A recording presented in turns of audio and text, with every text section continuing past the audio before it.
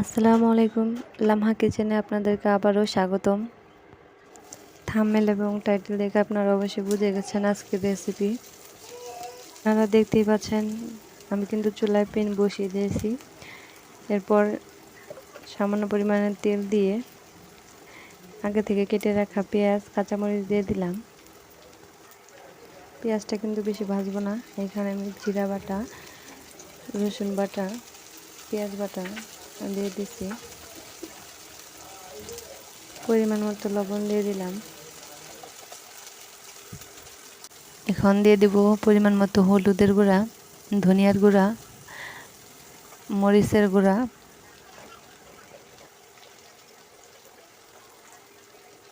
এখন মশলাটাকে ভালোভাবে মিশিয়ে নিব। মশলাটাকে ভালোভাবে কষানোর জন্য আমি এখানে অল্প পরিমাণে পানি ব্যবহার করব। এখানে মশলাটা কষানোর উপরেই কিন্তু নির্ভর করে তরকারির স্বাদ। এই জন্য আমি মশলাটাকে ভালোভাবে কষানোর জন্য ঢাকনা দিয়ে ঢেকে কিছুক্ষণ রান্না করে নিলাম। এখন এর মধ্যে আমি 2 পিস মাছ দিয়ে দিব। বড় বড় 2টা মাছের টুকরা নিয়ে নিচ্ছি।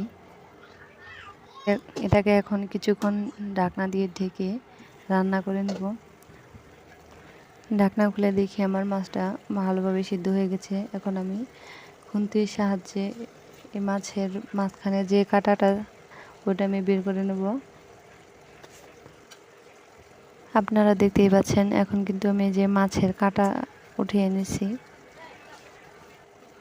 আপনারা কিন্তু এটা মাছের মাথা দিয়েও লাউটা রান্না করতে পারেন। এখন আমি লাউগুলো দিয়ে দিব। লাউটা আমি আগে থেকেই কেটে ধুয়ে রেখে দিয়েছিলাম। আপনারা দেখতেই পাচ্ছেন লাউটা আমি কিভাবে কেটে নিয়েছি। মশলার সাথে আমি লাউগুলো ভালোভাবে মিশিয়ে নেব।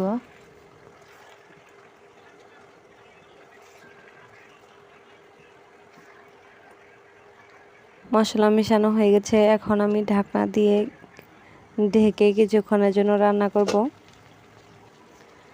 ঢাকনাটা খুলে নিয়ে এবার আমি এখানে একটা টমেটো দিয়ে দিলাম। আবার আমি ঢাকনা দিয়ে ঢেকে দিলাম। কিছুক্ষণ রান্না করার পর আবারও ঢাকনা খুলে এটাকে ভালোভাবে নাড়াচাড়া করে নেব।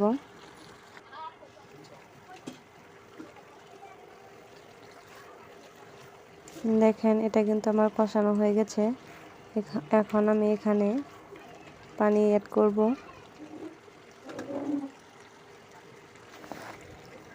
আমি কিন্তু এখানে বেশি পানি দেব না, কারণ এটাকে আমি বেশি ঝোল ঝোল রাখবো না।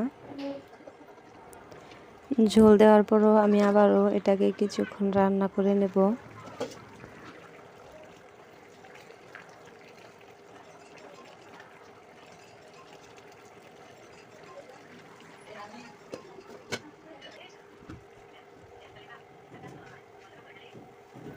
এই তো এখন আমার তরকারিটা হয়ে গেছে। দেখতেই পাচ্ছেন কত সুন্দর কালার হয়েছে।